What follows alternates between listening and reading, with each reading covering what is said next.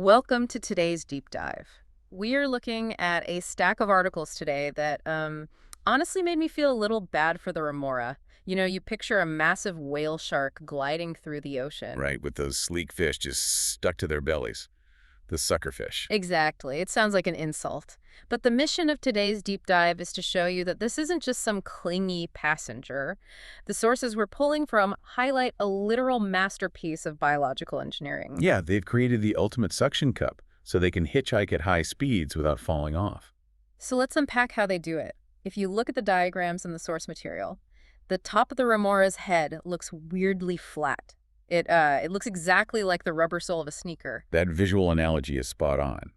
But the real twist here in the evolutionary history is that this shoe print isn't a mouth, No, it is actually a dorsal fin. which is wild. Over 32 million years, that spiky back fin effectively migrated to the top of the skull, flattened out, and just transformed into a mechanical tool. But a simple suction cup would slide right off, right?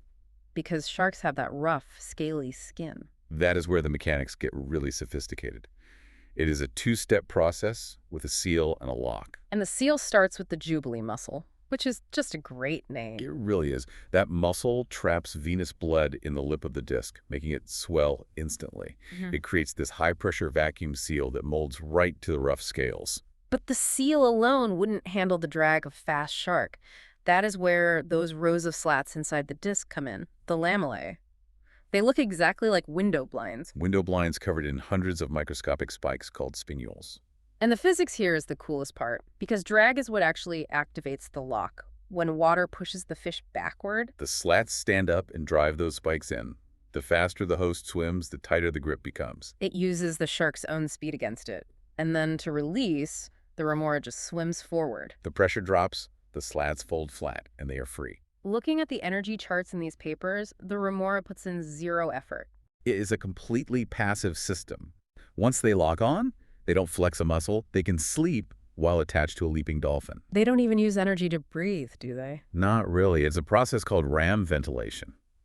The host's movement forces water right into the remora's mouth. So they get a free ride and free oxygen. And food scraps, why do predators even tolerate them? Well, it is a trade-off. The remora is essentially a mobile cleaning crew. They eat external parasites and dead skin. So the host gets a spa treatment and the remora gets a first-class ticket through the ocean. It is a pretty brilliant win-win. To recap, we have a fish that took a fin, moved it to its face, and turned it into a blood-swelling, spike-filled vacuum so it never has to do any work again. The ultimate freeloader. It really leaves you with a provocative thought about survival. Nature shows us that sometimes the most effective way to survive isn't to be the strongest swimmer. It is to build the perfect tool to let someone else do the work for you.